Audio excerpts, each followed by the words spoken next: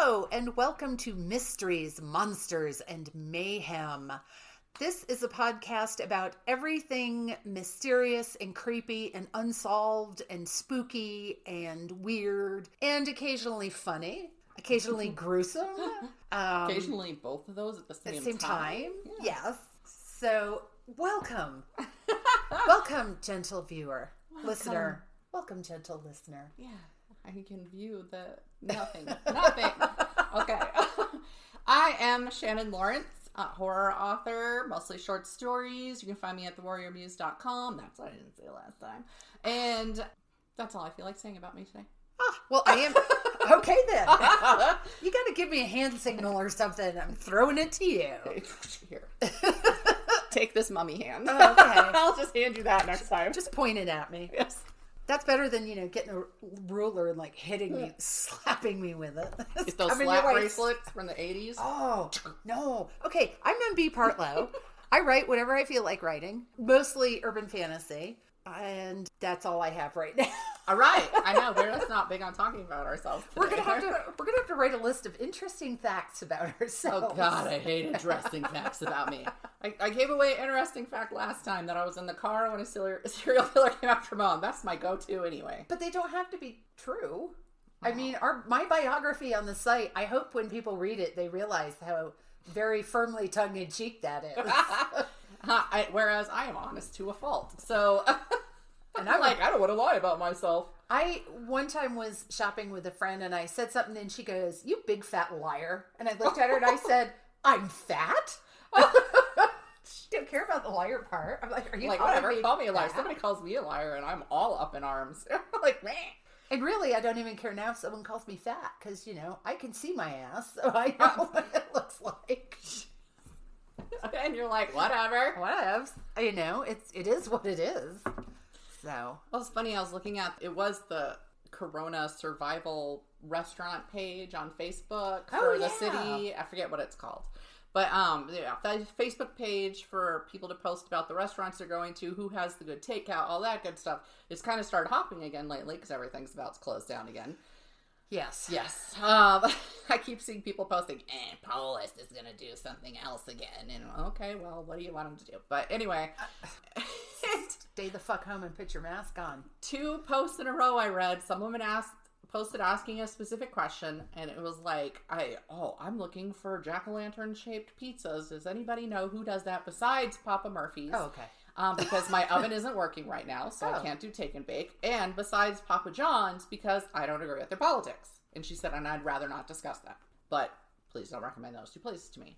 Sure enough, people don't read the whole thing, so they recommend those 2 places. And she was good about, just replying her, "Yes, thank you. Please read my original post." "Thank you for your suggestion. Please read my original post." And, people apologize. Well, then some dude wrote something obviously really nasty, but he deleted it at some point because then it was just her response to him. And then she was like, I have a right to say I don't want to argue. I'm just asking for recommendations. And then his response was, "Whatever." And I was all, "Oh, wow, okay." And then the next post, the woman asked for recommendations on something. And everybody's recommending some place, and this guy works at the place, and somebody else goes, "Well, my sister said they weren't social distancing." And he's like, "No, I work there, and I can tell you that this place is doing really well on the distancing. And I guarantee you, because they have incredibly strict rules." And the guy responds, "My sister doesn't lie, so whatever." And I was like, is this the new... What the hell, gentlemen? What? Oh my God. First of all, quit arguing with people. Second of all, really, whatever.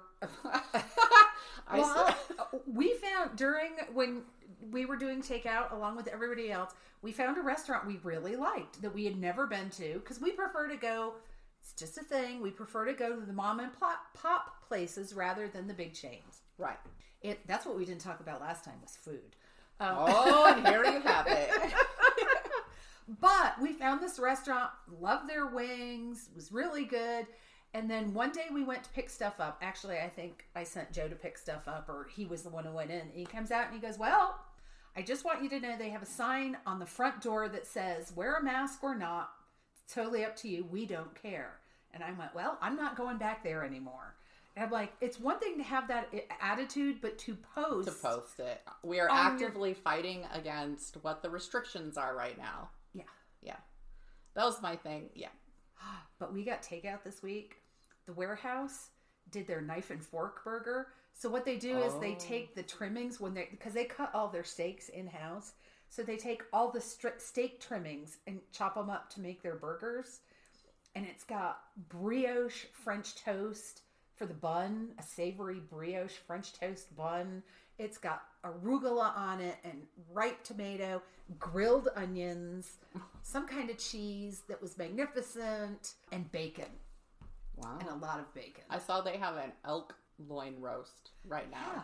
They posted they had some new menu items. Yes. So I know the fries are so good, and I know they don't travel well, but I didn't even care. Did you see it's vegan?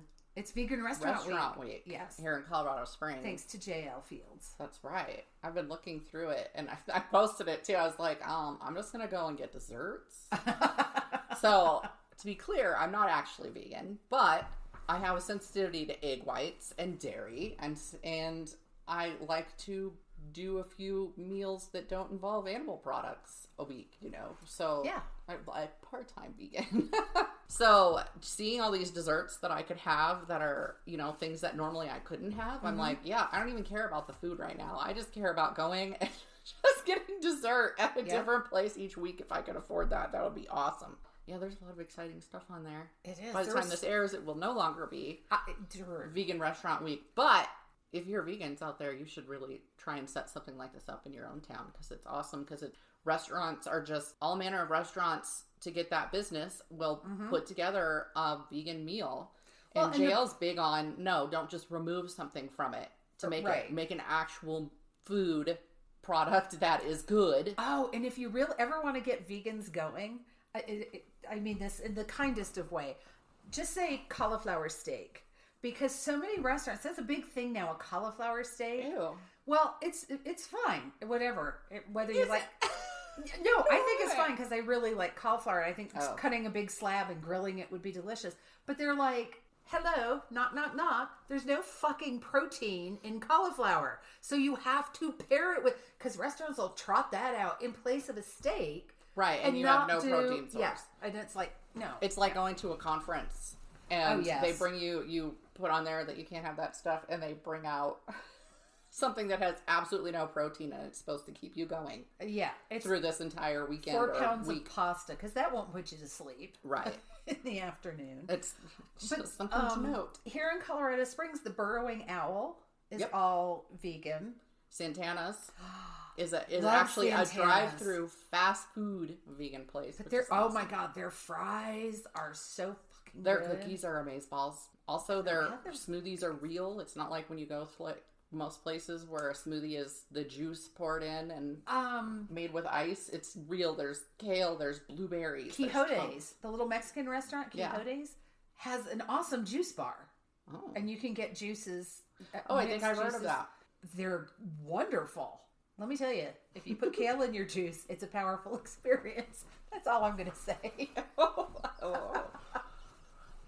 If your stomach isn't expecting some kale juice. Oh, I put kale in my morning smoothie. I switch out now between spinach and kale. I just put in a little. Oh, yeah. I don't put in, I put it, chuck in a handful. Usually it's baby spinach and baby kale. I haven't.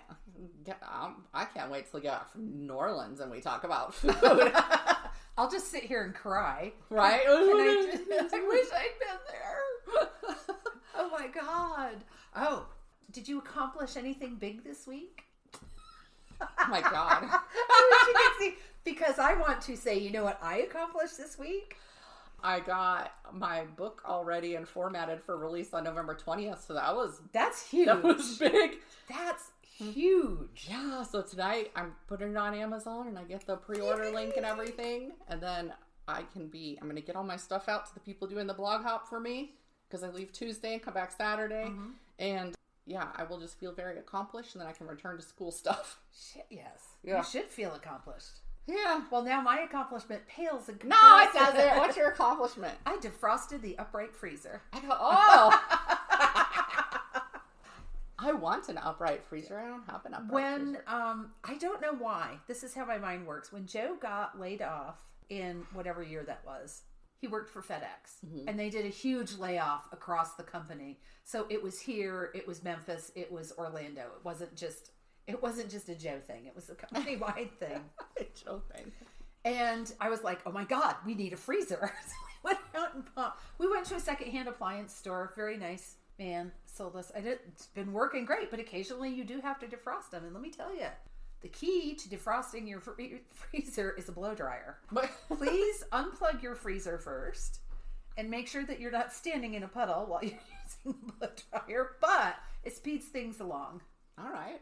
And I found had to defrost something, and I found some butter beans that were, oh my God, they were so old and desiccated. Ew. Because freezer burn will just suck all the moisture out of something. And I was like, I could put these in maracas and just like peas. There's always some frozen peas with just crystallized and ice. Not in our house. I got my flu shot this week. Did it hurt? No. They kind of hurt this year. Really? Yeah. It didn't hurt, and then it kind of ached a little. Yeah, then I got bruisey, and like last night, like even the back of my shoulder was hurting, and I was all, man, why is that hurt right there? I touched it, it was all bruisey, and I was all, oh, that's just an extension of the flu shot. Mm-hmm. But it wasn't like a tetanus shot or anything like that. It wasn't. Got my tetanus booster. That hurt. That hurt. I think they normally do. Isn't that one of the more painful ones? They didn't even ask. They just came in and I said, I want to get a flu shot. Okay, we'll do that with your tetanus booster. And I was like, I don't recall asking for tetanus. All right. I have a tendency most of the time when my doctor tells me stuff to go, okay. Oh, hell, I'll mention, I went to Safeway, so I have Kaiser, which means anything you try to do, they're like, oh, we have our own person who can do that, so we're not going to pay for it anywhere else. So last year I had to pay for the flu shots because we were leaving before they had their flu shots at Kaiser. But they want you to go there and line up with everybody else and get your flu shot at Kaiser, which is kind of far away from me here. So I was just like, fine, I'm going somewhere Tuesday. I'm going to be on an airplane. I just need to go get it. And I'm not going to Kaiser to do it. So they're not going to be sponsoring this show. But anyway, I'm guessing if they don't know how much they suck, that's their problem. But so I have GoodRx. It's it's a free app or whatever, and Safeway takes it, and you can even look up like what's cheapest near you. So I've been going to Walgreens forever. I had no idea there were different prices. I just thought that the pharmaceutical company set a price. I mean, I just never thought about it. I thought there was one cost universally, so it didn't matter where you went. Yeah, no. So Safeway came up cheaper, so I went to Safeway. Started going there for my prescriptions, especially because some of them Kaiser won't pay Walgreens for, but yeah. So anyway, I use GoodRx, and it's cheaper than using Kaiser for my prescriptions. So last year I paid a bucket ton for my daughter and I to get her shots, and I think my son. But anyway, this year I go in there, and so I'm waiting for them to hit me with the bill, and they're like, no, it was covered by your insurance. I'm like, my insurance here is GoodRx, so it paid for my flu shot. Nice. It's amazing. I don't know how I didn't have... My doctor was the one who recommended it to me, but it's awesome. They can sponsor us if they want. Hello, GoodRx. I will spread the good word everywhere if you want to pay me. And maybe we could get Santana's and the Burrowing Owl too. Ooh! And the Warehouse. I eat there all the time. Both those places. They can sponsor us. I have to take Thing One there to the Burrowing Owl because she hasn't ever been. Oh, she's so vegetarian. I get the sloppy mac, and they have a spicy one. Okay, well, they have macaroni and cheese, but they're known there for a cashew cheese that they make. That's actually good. Oh. Like, I do not like the fake cheeses. This is actually good. And so they make this cashew mac, but you can get it. They have sloppy joes are a big thing there. Obviously, non-meat. Yes. But, they're quite aware of vegan needs, and they put protein in things. But you can also get it with King's Chef green chili on it. And jalapenos. And tomatoes and onions. Yes, all of those. Yes. Yeah, if you haven't had that, you need to have that. I want it now. And I'm addicted to their ginger beer, so I always have a little crowler of it. I have been telling Joe we need to go down there and get ginger beer so that we can have Dark and Stormies or mules. Yeah. A London mule has gin in it, but that's also called a foghorn. You know my opinion on gin. I do. If I wanted to suck on a pine tree, I could just go in my own yard. You could. I will drink your share of gin. Does it not taste like a pine tree to you? Or do you like the taste of pine tree? I don't think it tastes... I mean, it's piney, but it tastes like juniper berries to me, which is piney, but it doesn't taste like Pine Sol. It doesn't taste like Pine Sol smells. I'm just wondering I've if never it's sampled like, Pine Sol. what is the herb used in Mexican food all the time? Starts Cilantro? with a C. Yes, that some people it tastes like soap and some people it doesn't. Because I've asked that question about beets too. See, it doesn't taste like soap to me, but beets taste like I've just picked up a handful of dirt. So I asked people, I was like, does it taste like dirt to you and you like it? Or does it not taste like dirt to you? The first time I had red chili, real red chili, chili Colorado, it tasted like dirt to me. What in there tasted like dirt? It's just the ground red chilies have a very earthy flavor. I mean, and it's just the sauce that's basically the reconstituted chilies and a little broth and a little seasoning. It's not like chili con carne with the cumin and the meat and the beans, or not beans. I'm not getting in that argument. I will eat chili. I don't care. With beans, I'll eat it. Without beans, I'll eat it. Green, red. Bring it. Now I prefer green. I have a hard time going to a restaurant that has green chili and not having at least a sample. Oh, yeah. Because I love it. But that only applies west of the Mississippi. Yes. East of the Mississippi, Oh, people try and sell it east of the Mississippi? Occasionally you find a place that they'll have green chili on the menu, and I just look at it and go, no. That's like when my husband, he used to have to always go to Australia for business trips, and then he got tacos there once because he was eating on a base there. And so they would serve whatever. So they had tacos. And you don't get Mexican food in Australia. You don't. And so he gets it, and he thinks it's sour cream, and they were using yogurt. Okay, yeah. I've done that in cooking, used plain yogurt. But not like a topping on something that's meant to be sour cream. But I don't like sour cream anyway, so... I actually don't like sour cream so much, but I like it paired with other things. Much like tomatoes. I don't like tomatoes, but I like it.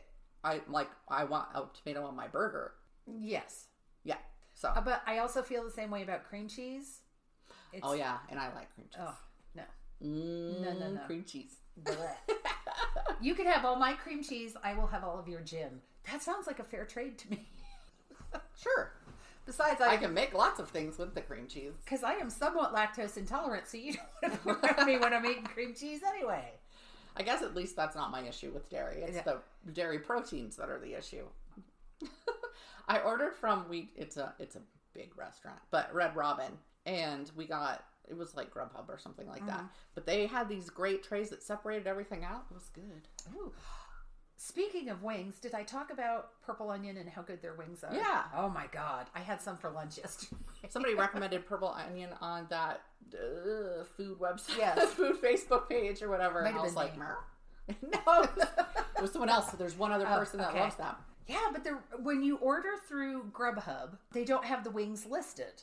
So you have to call and order them. I know. It's not right because my boss was like, oh yeah, try the wings. Oh, they're so good. I've been craving steamed pork buns. Oh. Yeah. There's only one place that has it that I know of, which is where? Damn it. It's over by the Sonic that we're at, like Barnes and Garden of God, or Austin Bluffs. Oh, dang it. I've just forgotten the name. Oh.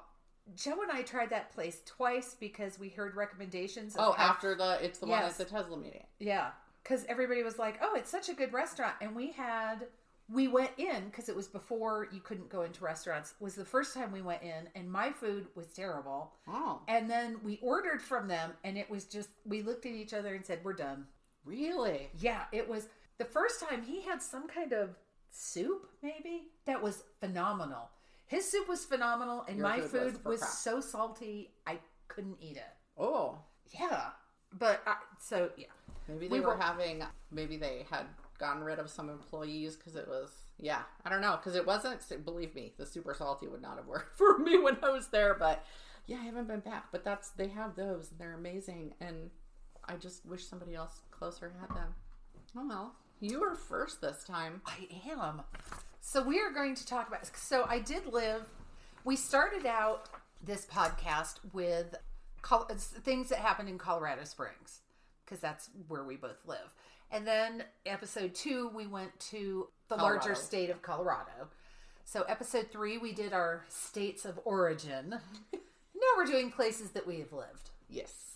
So I am going to talk about, I lived in North Carolina. I was actually in Carrboro, which is right outside of Chapel Hill. Okay. Actually, when you're driving from Chapel Hill to Carrboro, you go over a set of railroad tracks, and you're in Carrboro. Didn't you go to some college?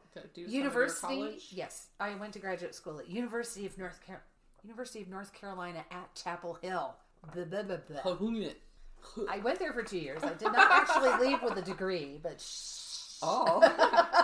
What was the degree supposed to be? I was supposed to be getting my master's in sociology. Oh, interesting. That's fucking employable, let me tell you. Yeah. Much like psychology. It is not, actually. Which is why now I'm getting a business degree. You have to combine it with other things to make it employable. So anyway, I lived in North Carolina for 4 years, and it's a very big difference when you go from upstate New York, my entire life, fairly rural, to Chapel Hill, North Carolina. To go from the Northeast to the South is just such a big difference. People in the Northeast are not cold. They're very to the point. And so when you go to the South for the first time, people are a little more circumspect, and they take their time getting to the point. And that drove me insane. It still does. So that's funny. So Maryland was very Southern in feel and behavior and stuff like that. But I didn't remember that there, but I was just a kid. So it was, yeah. So then when you moved to Colorado. But they were blunt there too. And nobody in Colorado wants to talk to you. Right. It's like, you're like, where have I landed? This is another planet. What is this? What is this place? Okay, so I'm going to talk about the Devil's Tramping Ground, which is in Chatham County, North Carolina. And I did hear about this while I was there. I'm kicking myself that I never got to go there. I feel that way about so many things. Right? So I was too busy doing a lot of things I'm not going to talk about and eating barbecue. All right, then. That's where I just really discovered barbecue. And I was like, angels sang, and it was wonderful.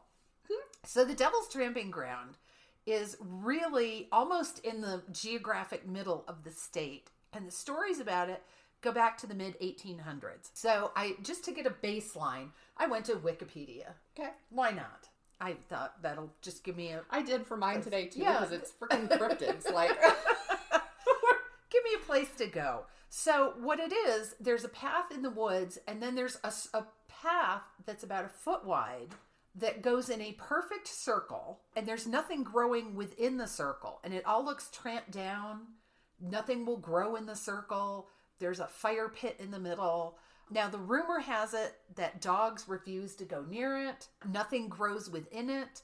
Objects left in it overnight either disappear or are tossed out. And legend has it that this is the place where the devil paces in his true form, plotting out his evil plans for the world. Why he would pick Chatham County, North Carolina? There's probably reasons. Well, it's the South. Yes. But that could be... No offense. And it does have a claim to fame because the Devil's Tramping Ground is featured in 2 novels by Poppy Z. Bright. One is Lost Souls and the other is Drawing Blood. Good stuff. Now, from UNC, which is the University of North Carolina, from UNC-TV Science, there was an article by Daniel Lane, and it says that Rich Hayes, who is a soil scientist who lives in Chatham County, has investigated the soil inside and outside of the circle. So he's done comparisons, and he says there is no reason, there's nothing there that would inhibit plant growth. Okay. He searched specifically for salt and copper, and he says the soil in the circle has a higher sodium, copper, zinc, and pH level than the soil from the woods a few yards away, but none of those changes are drastic enough to make the soil toxic. Okay. And then other reports say there's a kind of wiry grass that grows in the circle, but won't grow anywhere else. I'm like, why would you want to take wiry, ugly grass and transplant it and grow it somewhere? Why won't this grow in my yard? It will grow. It smells of sulfur. That is kind of what my yard looks like. Oh, and at some points in the circle, the compass will skew by 5 degrees, which I found very interesting. Ooh. That normally indicates a high iron content in the soil, but there isn't one. So when I saw salt and copper, I'm thinking blood. Because you always hear coppery and salty. And so there is a fire pit in the middle, and people being people, burn all kinds of shit there. So people go and party there. You know, there's just a few bodies. Well, I don't know about that. Yeah. But, you know, teenagers want to party in the spooky spot. So there are people who burn tires there, which, Ew. How much does that stink? Yeah. I'm like, people. They probably didn't stick around long after they stuck the tire in there. Or they use the tire as a fire pit. I'm guessing. So anyway, the burning tires would account for zinc and all the crap that has been burned there, plastic and all kinds of stuff that's got chemicals in it. Plus the heat could keep vegetation from growing, but the spot being barren and nothing growing there precedes it being a camping spot and precedes it being easily accessed. Yeah. So, and tires. It precedes tires. They were burning their wooden wheels. Which would not put a whole bunch of toxic crap in. So, from the Encyclopedia of North Carolina. Ooh. Did you know such a thing existed? I did not. I didn't either. It was edited by William S. Powell, and there was an article by Kimberly Hewitt, which was dated 2006. She was talking about the wiry grass growing there. Now, here's where stuff just gets weird. I want to say stupid, but you know. So, one of the theories is that this spot was a meeting spot for the local indigenous tribes, and the circle was formed by their dancing. And I'm like, because indigenous tribes cannot meet without dancing. That's right.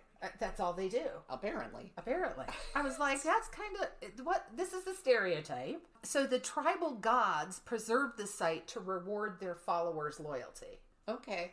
There's also another one. There's always a theory that involves indigenous folks. Yes. Always. Oh, there's another one. There's another one coming up that's even. Oh yeah. So then there was a suggestion that horses wore a circle into the ground as they worked at an old molasses mill. You know, they go in a circle and turn the wheel. And however, there was nobody offered any proof that a molasses mill ever existed there. And they examined the grounds of other molasses mills, and that didn't match.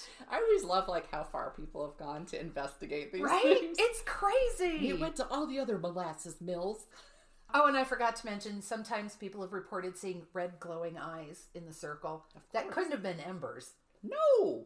Couldn't possibly have been. No. So then, here is my nomination for longest newspaper headline ever. This is from October 30th, 1998. It is, "My night with the devil. A reporter makes it back from a night on the devil's tramping ground where evil, belief, and the power of suggestion intersect." Now the subtitle. I was like, what the fuck? So that was by Ethan Finesilver, who was a staff writer for the Greensboro News and Record. And I wrote, that's the longest fucking headline ever. He talks about it. Now, I will tell you this. I read this article and I was like, to me, this guy went in wanting to make fun of the people who believed in it. Yeah. Because it's not very overt, but he's kind of very tongue-in-cheek talking about the people that he interviewed. Mm-hmm. So he said there are stories of cars that stall nearby. Young women in town say they lock their doors when they drive down that road. Dear young women, you should be locking your car doors when you get into them anyway. Exactly. Somebody reported that one day they saw a dead cat in the circle, and the next day they went back and it was gone. And I was like, Hakuna Matata, it's the circle of life. Right. Something went, ooh, free food, right? Or dragged it off, or yeah. Or maybe the owner found it and took it home and buried it. They're like, there was fresh meat there, and then it was gone. No shit. If you left nachos in a circle, those would probably walk away too. I am not eating nachos off the ground. Devil's tramping ground nachos? Oh. I bet they'd be spicy. Yes, you would serve them on a big round platter. It looked like a tire. Oh. Restaurants, call us. We can help.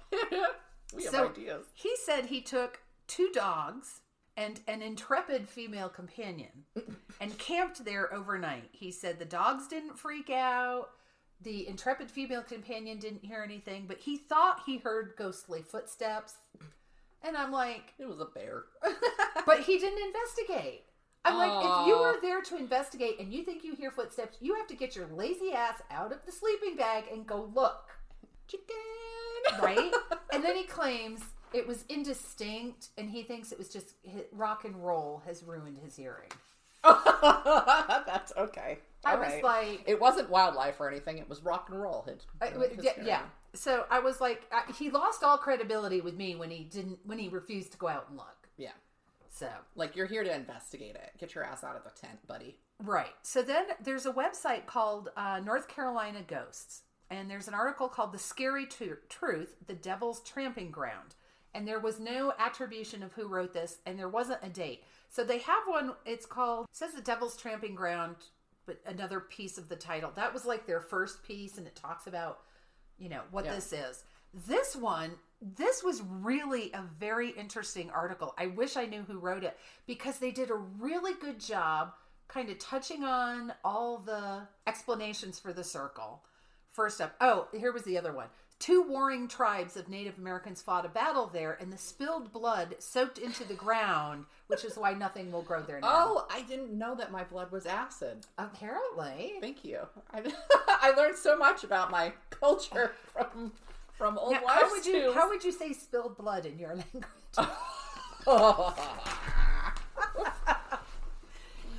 Well, in English, I would say.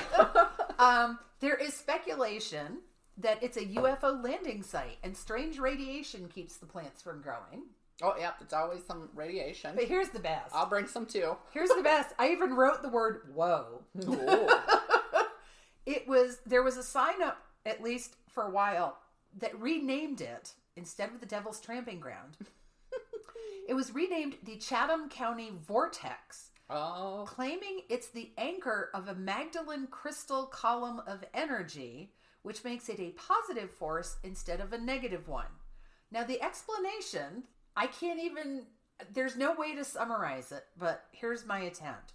It's really convoluted, but it involves a web of divine feminine essence that surrounds the earth, combines that with the idea that Jesus visited the British Isles during his lifetime, What? Jungian psychology, and feminist interpretations of Arthurian legends. Holy shit. I don't understand. I was just like... That's a lot. It really hurt my brain. I was trying to read it and parse it, because I'm like, I'm not going to copy this. This isn't a quote I want. And you're like, no. And I was like, I just need to what the fuck did I just read? How do I summarize something that makes no sense? You can't. But, so this article went a little bit deeper, and it talked about how the area was settled by Scotch-Irish settlers, and how these tales of the devil really came with them when they came. It talked about how when a site is given a supernatural significance, the significance remains, but what exactly it is can change over time. And they talked about the societal influence. First it was the devil. They say the UFO theory probably came from fears of the Cold War. And well, that was big. Yeah, the 50s were big on UFO. Exactly. Yeah. Exactly. And the cosmic oneness of everything. So I really enjoyed the article. And like I said, I wish I knew who wrote it so I could look up more stuff they wrote, because it was a thoughtful look at this. And it talked about the reality of the circle now. It's shrinking over time. It's getting smaller. Objects inside aren't disappearing. Apparently, there was an old refrigerator that the devil did not kick out. Okay. He just let the old refrigerator stay there. Maybe he uses it. There's a lot of trash on the ground from partiers. The devil is not policing it like he once did. Makes sense that he's getting lazy. It really does. Yeah. He has a lot of He really other doesn't have to things. do much right now He's got other things taking his attention. So while I didn't like the article from the guy who was just kind of very Snoot McSnootyson, this one I really liked, because I really liked how he explained. It sounded interesting and researched. So that is, I do want to briefly mention one other thing from North Carolina, because I don't remember anything horrible while I was living there, but I was a little oblivious. What can I say? I was young. So while I'm searching around, there's this whole thing about this guy, these 2 young people who were in love, and he fought a duel. It was in the late 1800s or early 1900s. So there was a duel, and the other man who was vying for his girlfriend's attention shot him through the heart and killed him. And there's still red on the rock where, you know, he bled out and died. And she died mysteriously a month later of a broken heart. Or he killed her because she rejected him. Well, because she didn't want him to win. It never happened. Oh. It's this whole legend. And some fraternity actually built a big building on the site. And they formed this chivalrous brotherhood to protect women. And it never really happened. What happened was the guy had an uncle who had the same last name, not the same first name, who was killed in a duel. Oh. Like 20 years earlier. And people just saw the last name and duel and made the whole thing up. So I did not report on that one. The funny thing about duels is that I was thinking about it, and it's like, these two guys are fighting over her. She has to have a preference. She has to have the one, and she's like, I'm not interested in you. Please don't duel. And then the wrong one dies, and now she doesn't have the man that she loved. And there's this other dude who, the epitome of an incel entitled dude, right? Like, yes. I killed him, so now you have to hook up with me. And it's like, no. No. Why? So how many times was there like an angry dude who like killed her afterwards? You know, you never hear about it after that. It's always some big romantic thing that they dueled over her, and it's like, or it's this tangential, you have besmirched the honor of my brother's wife's sister's cousin. I will stand for her. And she's over there going, no. You're what? I'm good. Who are you? Why? Who besmirched what? I don't even know this guy. She doesn't know anybody involved, but they're dueling over her honor. And I'm like, because she sneezed wrong. Right. Okay. It's, I guess it's the opposite of feminism, that whole ideal. But so while you're thinking, it's funny, I realized there's not a lot of paranormal stories and cryptids and stuff in Colorado, right? It's just not big on that. Even in the book Weird Colorado, well, the Gog Monster, the Garden of the Gods monster is a Sasquatch, right? But even that, there's not a bunch of big stories about it. True. But like things you're mentioning is just instantly Oregon. Oregon obviously is a big Sasquatch place, right?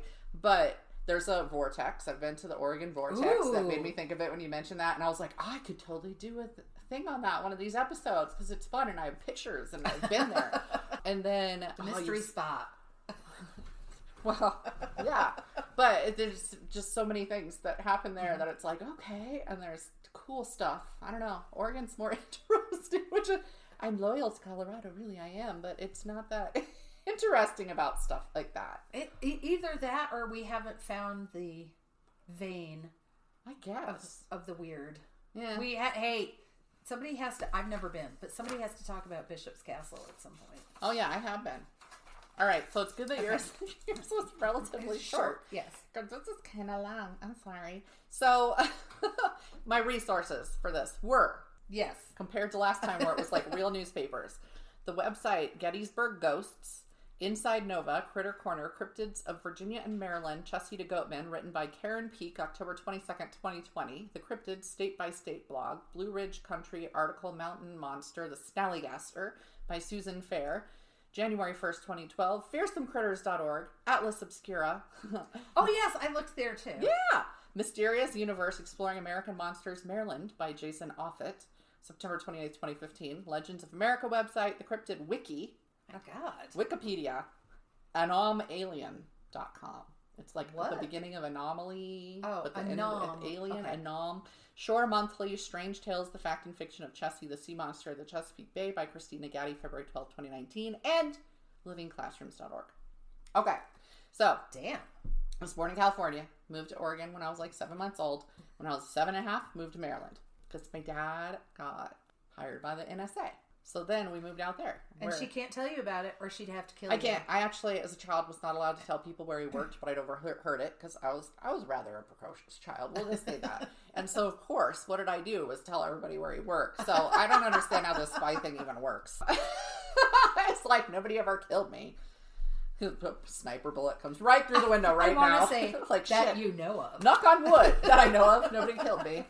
My phone lines were tapped when I was a kid and as a teenager, so that was always fun. Oh. You know, as a teenager, I loved to fuck with that. And well, probably yes. They signed off after the first 2 seconds when they realized it was an idiot teenager talking, but I don't care. It was fun anyway. So anyway, I lived in Columbia, Maryland until I was 12 and a half, and then I moved to Colorado. So we were about 12 miles from Baltimore. Not so far, which Baltimore sure leaked over into Columbia. But anyway, I was there when cryptozoology was exploding, right? I think I even had a Newsweek or a Time magazine piece on Bigfoot that I kept and saved, ripped it out of the magazine. So it was everywhere. I was hearing a lot of things. I kept hearing about Chessie. And Chessie... And I lived in Virginia. So Champ. Or no. No, Chessie. The other side. Oh, you live in Virginia. Yeah. Where's Champ? That's up in Champ Michigan. No, it's in New York, Lake Champlain. Champlain's in New York? Yeah. Shh, stop listening. I've forgotten my... I don't know where the lakes are. Yeah, so some of mine are... I tried to keep to just the Maryland part of Chessie, but obviously, I mean, there's going to be... It was cited on the Virginia side of Chesapeake freaking Bay. So it overlaps a bit into Virginia.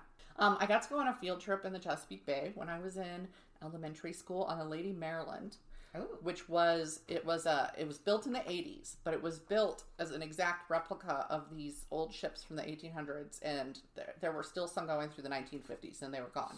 And they were used because they were fast ships. They were called pungies. They were schooners, but these specific ones were called pungies. And I think I removed this, but it was because they were built in, it was like Pungateague Bay or something like a Pungateague Creek, and so they called them pungies. But they would use them to ship food during that time because there was a pungo outside of Virginia Beach. Oh, there you go. But there was like tomatoes and watermelons and stuff that would go bad on a slow ship, right? So they would ship the food. So anyway, they built this, and now you can look them up on livingclassroom.org. But you get to go out and they bring out the sea life. You get to learn about the boat and how to work cool. Oh yeah, it was amazing. But I spent the whole thing looking for Chessie. I was like, I'm going to see Chessie. That's right. I didn't see Chessie. I drank some 7-Up because my stomach was upset, but I didn't see Chessie. So anyway, I went to look up Chessie for this podcast, and I discovered there's all these cryptids in Maryland. And if I wanted to talk about ghost stories in Maryland, I already knew that would be... Oh, millions. Oh my God, because it's old, because, they were there earlier than in Colorado, because we had Civil War shit happening there. There's so many ghost stories in Maryland. I read a whole book about DC ghosts when I was a teenager, or, like a preteen, because I loved that stuff. So anyway, I heard about these other ones. So I'm going to talk about the most common. And one of them has the funnest name. It's the Snallygaster.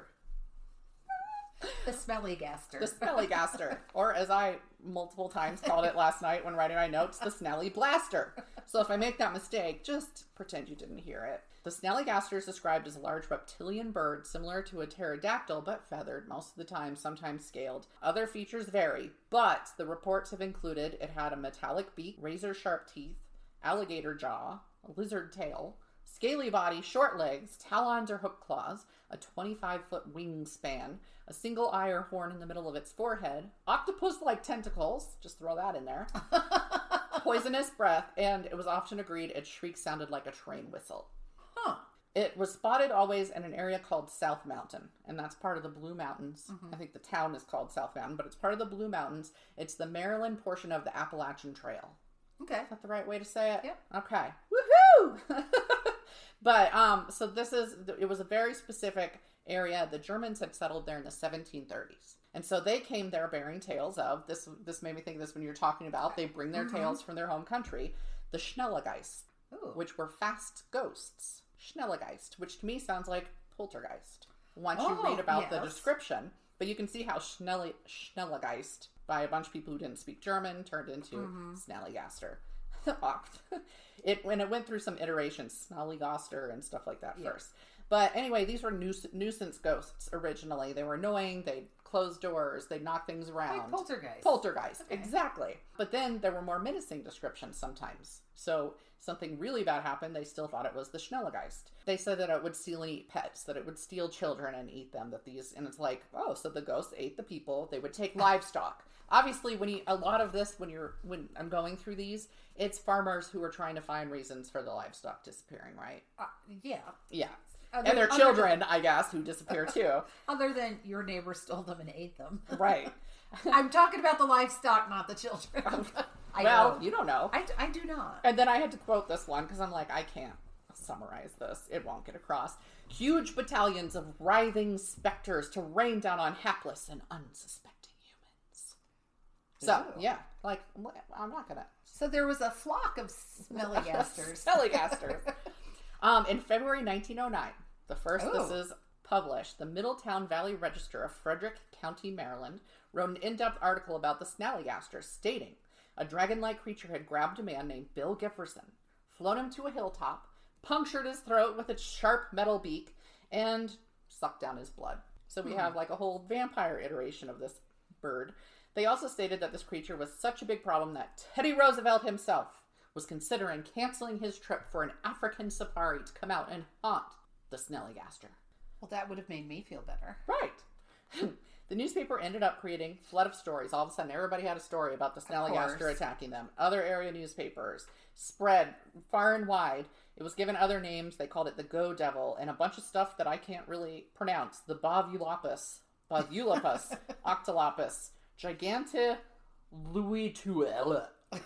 That's how I'm going to say that one. Wait, can I see it? I got to see the word.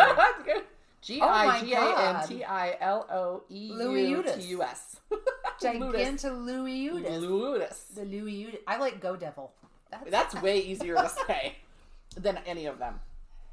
So these articles made all sorts of claims. Of course, it started getting bigger and bigger. So, of course. Quote, laying an egg the size of a barrel, picking a rail worker up by his suspenders. And one even humorously claimed that it spoke. This creature spoke to a local man.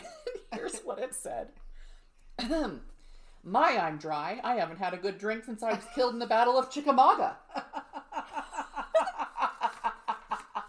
Believable, yes? Yes. I can... Or perhaps he had a drink or a few.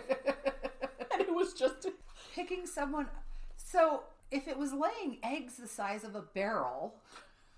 First of all, that means there's more than one of them. One would think. But I'm like, where are these eggs? I'm like, come on, give me an egg. Bring me the broken shell. In a cave in South Mountain. Yeah, of course. These were cave livers. Cave livers are scary. So the news died off by the end of 1909. Everybody got over it. But it resurfaced in 1932. Same newspaper. Same newspaper talked about it, blew up for a little bit, and then that newspaper said, we can now report that the police busted a bootlegger still. And they found the creature dead in the moonshine mash. So it's done now. We don't have to worry about it anymore. It was it was in the moonshine. It was in the moonshine mash, which I assume is the leftover. No, that's the stuff you distill. That's early. Okay, so it was in their mash. Yeah, I'm like, oh my God, it was the monster mash. Oh yeah, yeah, there you go. Snallygaster mash. Yes, they're like, it's dead. Hooray, hooray! So all done again. But I'm like, what the hell was actually in that still? Oh, nothing probably. Because I'm going to tell you why. Oh, okay.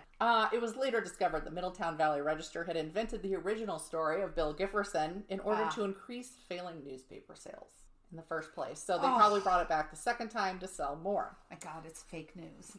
Fake news, but literally. Not actual news that somebody doesn't want to hear. Dwight Hutchinson of the Middletown Valley Historical Society has also pointed out that these stories may have served to keep out undesirables traveling along the old National Pike, which went through the area. So they're like, ooh, we have a monster. Don't come here. People do that about Colorado all the time. Mm-hmm. They're like, there's snow here all the time. Don't come here, tourists. I see it. Yep. So they saw that resurgence in the 30s, but then even after Middletown killed it, it came back in 1948 and 1973. James Harding reported seeing it. Just some dude named James Harding. All right, this one I actually quoted this article for the same reason you did the last one, because it's so dramatic. Yes. On July 27th, 1934, in the Worcester Democrat, they wrote, and here's its title. You ready for this? It's not that long, actually. Middletown Valley man kills strange bird. And here's the article. Residents of Pleasant Walk in the northern section of Middletown Valley have been much excited during the past week over the identity of a large strange bird which was shot and killed by Edward Lewis. Some of the persons who saw the bird expressed the belief that it is the offspring of the dead Snallygaster, which appeared in this section in November 1932, which was 2 years before this came out. Despite the fact that scientists claim it requires from 20 to 25 years for a Snallygaster egg to hatch, those who believe that the young monster is a small Snallygaster claim that the unusual heat of the present summer caused one of the eggs to hatch prematurely. What scientists? That is exactly where my mind was going. Wait, scientists? I could find no. It takes 25 years for a Snallygaster. And I like how, though, you can see they were having a heat wave, right? So they were incorporated. So anyway, according to Mr. Lewis, he had been missing chickens from his flock for some time and kept watch for the bird, which was 4.5 feet tall and measured 6 feet from the tip to tip of wing. That's what it says. Its bill was 4 inches in length. The bird had speckled feathers. Mr. Lewis also stated that even after the bird had been shot and badly wounded, it made an attempt to attack one of his children. It was necessary to fire a second shot in order to save the children from the clutches of the monster. I'm thinking if you shot me, I would be striking out at anything near right? me. I'm like, oh, motherfucker, I will eat your child. I'm not even hungry and I will eat your That's child. right. This is a snack I do not need. Kind of like Skittles. That's right. And Twix. One theory is that they were inspired by nesting racer snakes because those were common in the area, and if you went into the caves, you could find them in the big balls that some snakes will do. Yeah. Right? And so that's where the tentacle thing might have come from. Okay, I gotcha. Okay, so that's one little part of it, obviously. And the way they describe them, they tended to resemble European dragons. And again, these are Germans, these are Europeans that have come over. There are also darker backgrounds to the tale, with one of them having to do with sundown towns. Oh. Yeah, so just to quickly, sundown towns were towns where basically they put out there, if you were African American, Black, if you stepped into their town after sundown, there were no promises you would make it out alive. Yeah, if you were in town, be out by sundown. That's right. One of the stories is of the Snallygaster flying into Civil War era slave quarters and carrying away children who were out after dark and sometimes grown men. It's hypothesized this was an old wives' tale meant to pass down the horrors of lynching without actually saying what happened. Oh. Yeah, I know, it just took a dark turn. During the same time frame, there were multiple stories of Civil War Union regiments going through towns and warning that the Confederates, or the rebels as they called them, were coming, that they had horns and a single eye on their foreheads and they ate women and children. So there were actual newspaper stories of, like, the soldiers would come through a town and find it completely empty. And, like, there's this one where they found one woman. And she was like, I'll make you the food, whatever you need. And she told them that this is what they'd been told, and they believed it, so they'd fled. There was a story called The Confederate Soldier as a Curiosity that was published in the Anderson Intelligencer about this. And what happened is, eventually the townspeople started leaving bread and food along the fences and along the roads so that the soldiers wouldn't come in and break into their houses, which we know happened in the Civil War, right? They'd come in, and it was from both sides. So I'm pretty sure the Union Army did the same, but, break into these homes, take what they needed. They were hungry, do whatever awful things. This isn't about the Civil War. So that's what they did. So this is just another story that was talking about that. The only way to scare off the Snallygaster is to display a large 7-pointed star on buildings like the barn. And they say that now they're Amish, right? Well, they said that it was common for Germans to put. It wasn't 7-pointed necessarily. No, they would do multiple. There were 3, 5. The hex signs on the barns. Yes, and so it still happens out there, and so that's probably where that part of the tale came from. 7 wasn't common, but it wasn't unheard of. 7-pointed stars. Eventually, the term Snallygaster came to mean any boogeyman or mysterious creature in the region.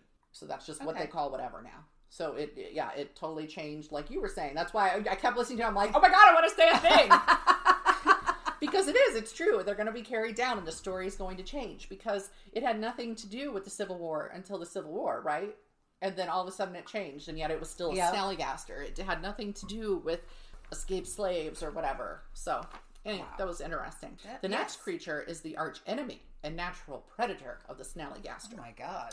It is called the Dwayyo and is a 7 to 9 foot hairy wolf-like creature that stands like a man. It has bristly hair and a bushy tail. It's known to scream or to growl like a dog. Other than attacking the Snallygaster on sight, it attacks livestock like chickens and cattle. And I'm sure it would eat children if it could, but there were no reports. Dogs refuse to hunt it, hiding if they sense its presence. It sounds like a werewolf. Exactly. It's a wolf man. The first sighting was reported November 27th, 1965, so a long time after the Snallygaster had come to be, in an article in the Frederick News written by George May saying it was like Bigfoot. Quoting that article, it said, near the woods of Gambrel State Park, John Becker went out in his yard to investigate a strange noise. It was getting dark, and he had started back to the house when he saw something moving toward him. It was as big as a bear, had long black hair, a bushy tail, and growled like a wolf or a dog in anger. As it got closer, it stood up on its hind legs and attacked him. Becker fought the creature until it ran into the woods, leaving him... I said fought. Did it sound weird? Because it sounded weird to me. It sounded like you said he... Yeah, I didn't, you guys. He fought it. There was nothing sexual in this story. I heard it, and I was like, keep going. It didn't sound like that. And then you were laughing. And you were like, yeah, all right. Ah, God damn it, I said it. Okay. It went into the woods, leaving him, his wife, and children in horror. That's important. said that. Deciding to remain anonymous under the alias John Becker, he filed a report with local state police telling of an attack by a mysterious monster he called a Dwayyo. It sounds kind of like a bear. Right. In this and then, one. well, some people describe it as ape-like, so more like Bigfoot. Okay. So there's a lot of different versions of the Dwayyo. How do you spell that? Dwayyo. Dwayyo. Oh, jeez. And sometimes it's Dewayo, but that was rarer. I only found that a couple times. A man named Jim A. saw the creature in Gambrel State Park in the summer of '66. He described it as shaggy, the size of a deer, with a triangle-shaped head, pointed ears, and chin, that its legs, quote, stuck out from the side of the trunk of the body, making its movements appear almost spider-like as it backed away. Which sounds creepier right there. That does sound creepy. Also sounds like a child's drawing come to life. Right? And I'm like, 68? 1966. 66? Was he tripping? Probably. I'm thinking. It sounds like they were all farm people. Tripping farmer? Do they do that? In fall 1976, 2 men saw it off Route 77 near Thurmont and described it as, quote, at least 6 feet tall, but inclined forward since it was moving quickly. Its head was fairly large and similar to the profile of a wolf. The body was covered in a brown or brindle-colored fur, but the lower half had a striped pattern of noticeable darker and lighter banding. The forelegs were slimmer and held out in front of it as it moved. The back legs were very muscled and thick, similar to perhaps a kangaroo. Now we've got a kangaroo. I wish it hopped, but...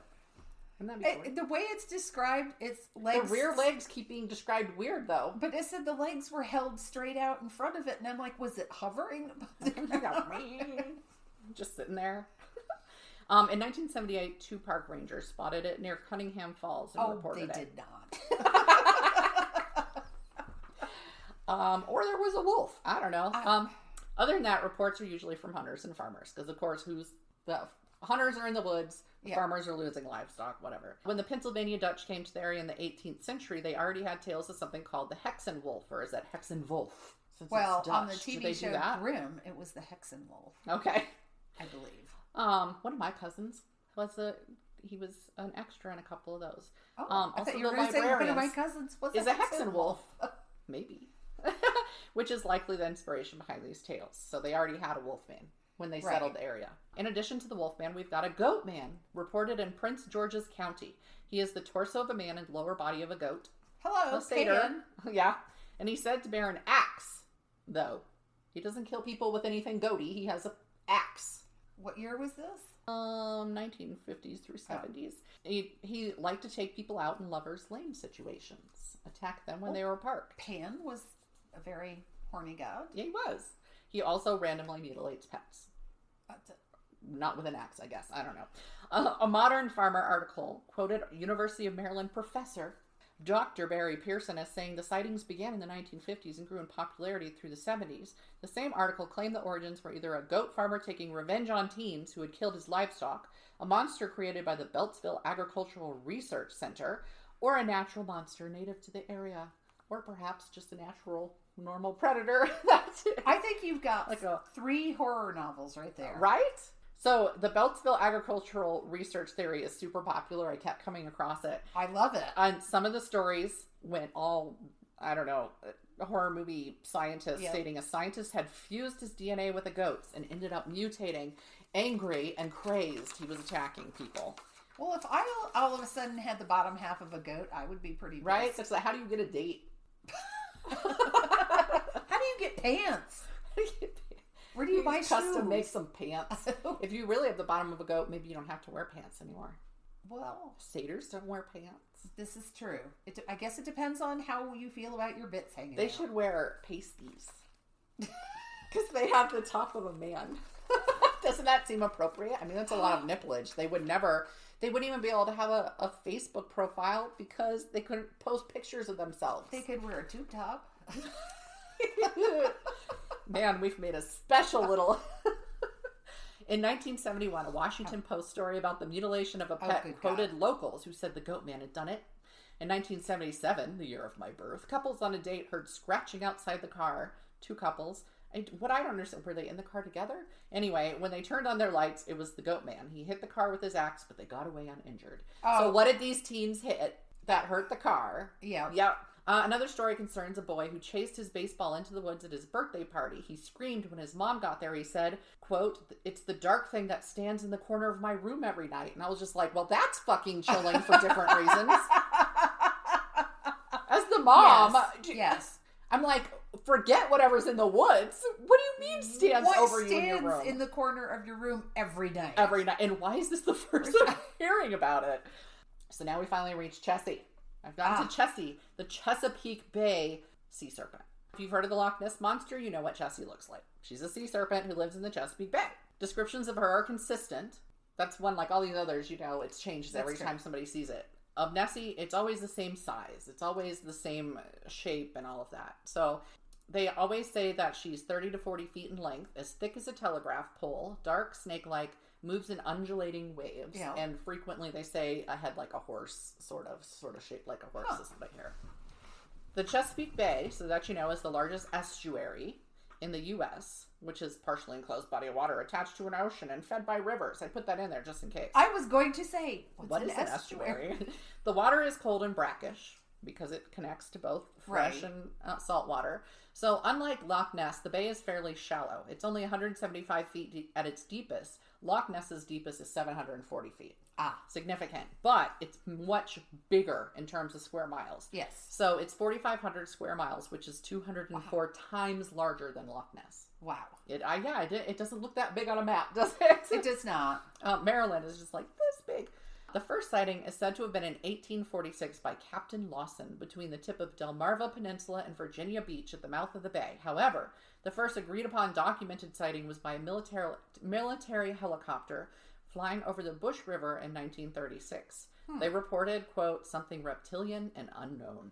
In 1943, as reported in the book Weird Maryland, Francis Klarman and Edward J. Warsaw saw something in the water near Baltimore. They said this thing was about 75 yards away at right angles from our boat. At first, it looked like something floating on the water. It was black, and the part of it that was out of the water seemed about 12 feet long. It had a head about as big as a football and shaped somewhat like a horse's head. It turned its head around several times, almost all the way around. And that was a quote, by the way. Further sightings occurred in 1963, 1977, 1978, which had a ton of sightings. 1980, which included 4 charter boats out together with a total of 24 people on them, all who saw it. 1984 and 1997. Between 82 and 88, there were 78 reported sightings of Chessies. Wow. And I say Chessies because at least one person said they saw more than one together, which is weird.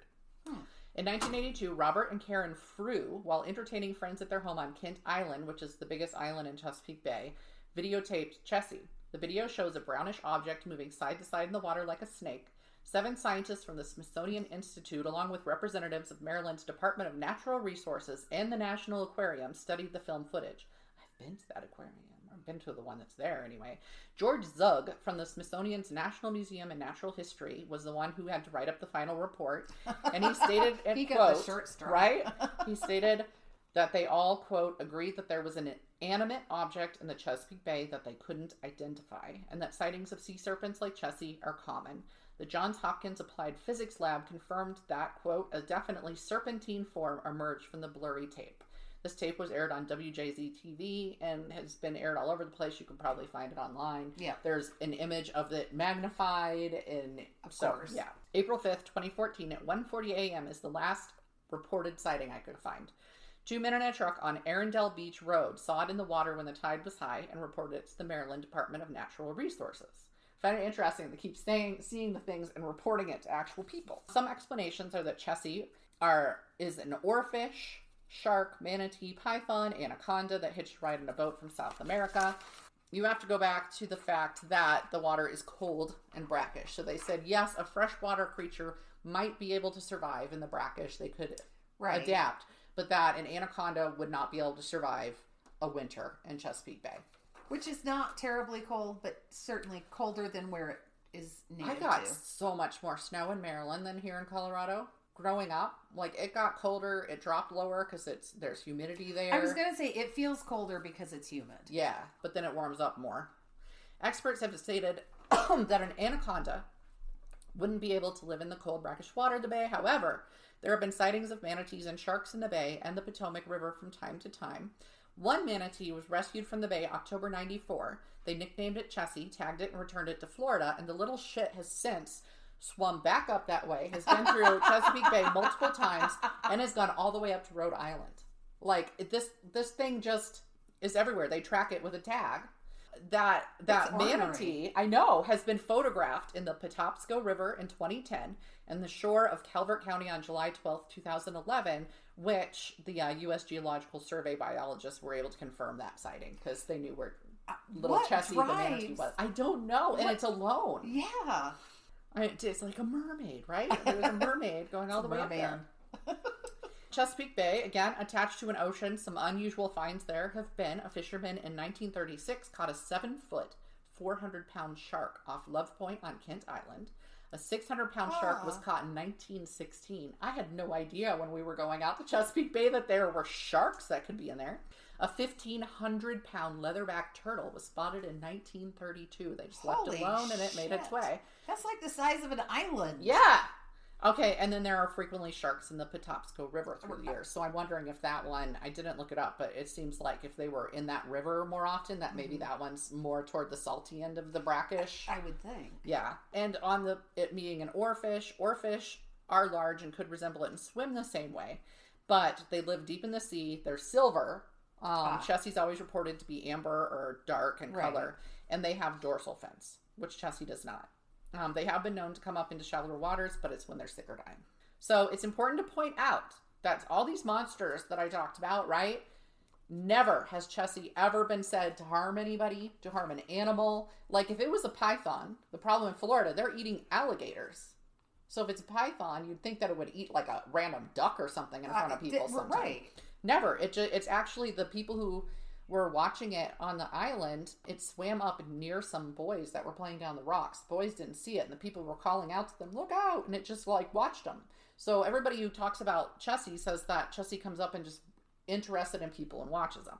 Mike Frizzell, the director of Project Enigma, theorizes that Chessie's movements track with those of the bluefins, and Chessie likely feeds on them. So they're even talking about the food sources for Chessie. My God. And it said that the rise in sightings in the late 1900s, this is a quote, coincides with the opening of the Calvert Cliffs nuclear power plant, because of course it does.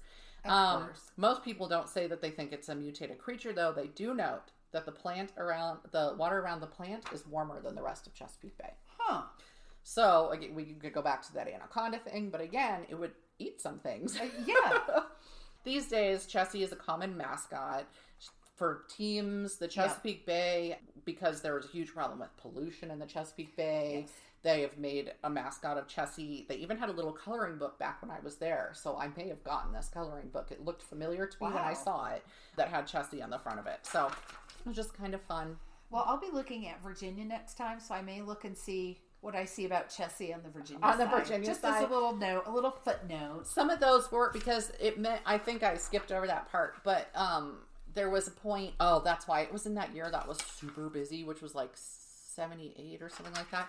There were a lot of spottings around Newport News, Virginia. I think that's Virginia, right? Yep. And a couple other places in Virginia. So there are like heavy sightings. Let's see. Yeah, it was 1978. Well, that was before I was there.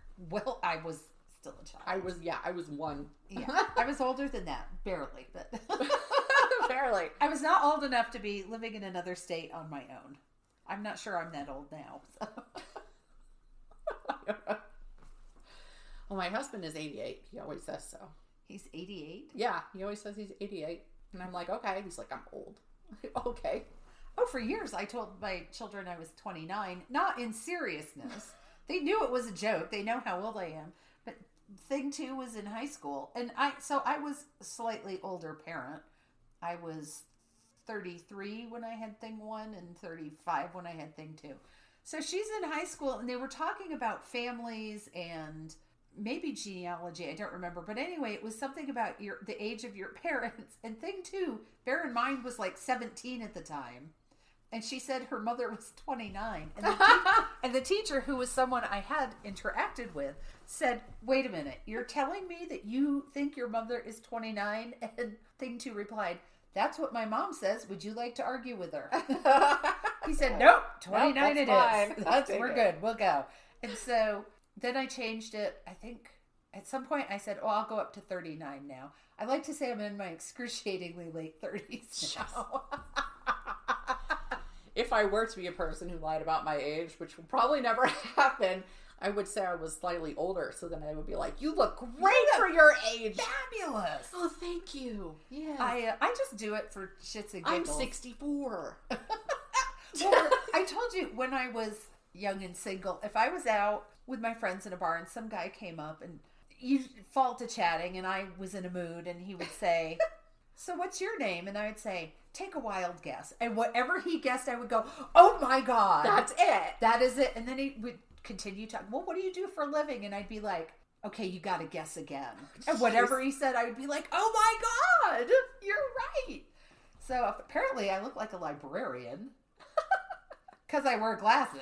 When I wear glasses, I look like a librarian. You can't be a librarian if you don't wear glasses. There's no other occupational path. No. There's no career path for a woman. Scientists don't wear glasses. No. Nope. Doctors. Nope. Strippers. Sometimes they do, but then they take them off and throw them. Well. And they don't have lenses. They're obviously not real because you don't throw that shit. No.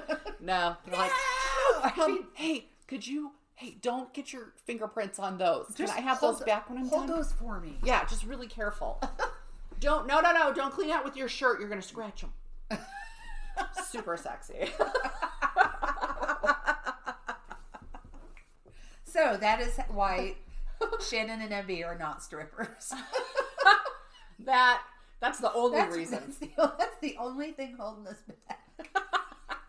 I still seriously consider burlesque sometimes, but I would be horror themed. It would be amazing. It would be. Yeah. But and then I sat there, this is how tired I am these last few years. I was like, oh, I'd have to use creativity for that too. So the only thing keeping me from that is really my lack of emotional energy.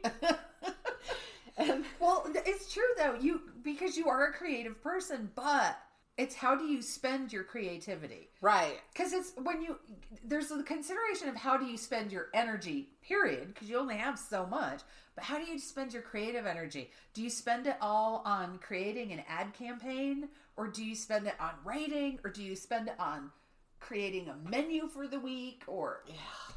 But that's true. I mean, I've had that. They're always like, you have a job, and they're like, well, you're a writer. You need to come up with something. And I'm like, nope. Yeah, it's no, but I already used that shit up this week on a story. I'm like, I'm not that kind of writer. No. I don't create on demand. I hate that, though. People always come. They're like, you're a writer. I need an idea. Or you're a writer. Make a name for this. I had somebody at one of my jobs. You're a writer. Write me a song for my band. And I'm like, what kind of music do you even play? Oh, well, like rock. And okay, well, what kind of rock? What do you... there's so much information I need to make a song for you. And I don't write songs. That's not what I do. No. Drove me nuts. I have no musical aptitude whatsoever. I can turn on the stereo. I can turn on the radio in my car. That's pretty much it. Actually, I can't even do that because I don't know how to turn it on and off. So I just turn it down. How long have you had that vehicle? It's a 2006 minivan. Okay. It brings down property values wherever I park it. Oh, shit. You're parking at my house right now. There's a house for sale across the street. I should park over there. It's probably already sold. The last time I went, and because occasionally I will go and get my car washed and get them to clean out the inside, just because I want somebody else to do that. And the guy looked at my car and he was like, really? Oh, jeez. And I was like, look, she's old, but she runs, and I would like her to be clean. Do you have a problem with that? No, ma'am. My husband cleans always takes our Jeeps to get clean. And I'm like, but why? It's a Jeep. He's like, I want it to look good. And I'm all, but people know it's a real Jeep if it's dirty. I don't know what my excuse is. There's paint peeling all over the place. You know what though? The dirt is bad for the paint. So the paint that you have remaining, you want to keep. I would like to be able to. Well, now, knock wood. Thing 2 is has almost completed her college career, so I can start saving for a car, for a vehicle. Yay! And Joe was like, "What do you want?" I said, "A red Mercedes convertible." I don't want that. I don't know what I want. I'll decide when it's time. It seriously messes with me because I knew you when Thing 1 went to college, obviously because we went out there to take her out there. But Oktoberfest. Yes. And it does not feel like it's been, like it feels like it's 6 been years. 2 years maybe. Yeah. So I saw the picture the other day. I took a view at so we went to Hays, Kansas, the two of us and my sister-in-law, and to go to Oktoberfest and see the homecoming parade. And I have a picture. I don't remember why you were laying in the street. I have a picture of you laying in the street. Oh, I don't remember why I was laying in the street. Because you had on your dad's green jacket. The green Army, Air Force, whatever it was, jacket. Yeah. Oh, it was for the parade. And you were we were waiting for the parade to start. Yes. Oh.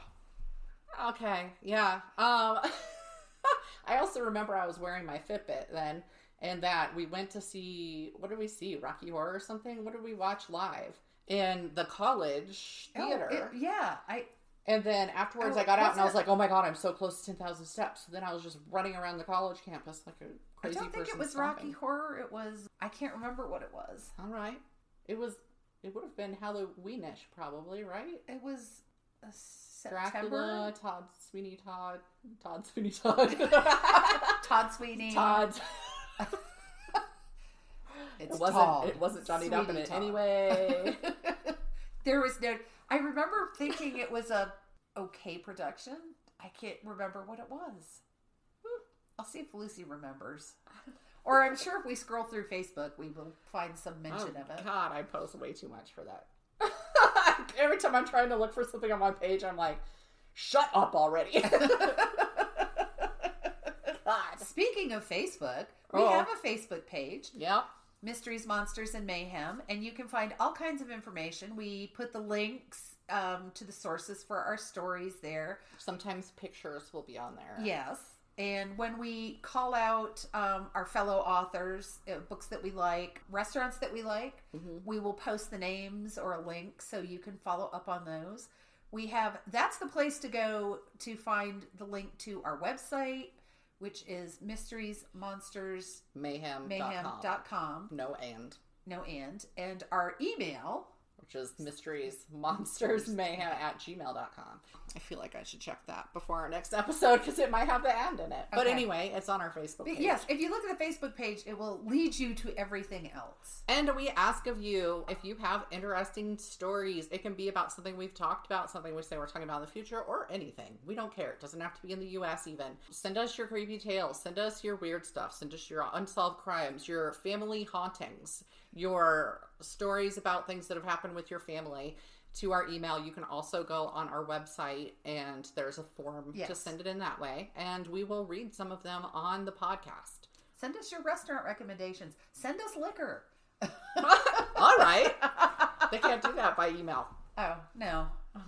MB's address is... All right. P.O. Box. P.O. Box, right. Well, hey, if people want to sponsor us and send us stuff, we should get a P.O. Box. Maybe. That's true. Let us know if you want to do that.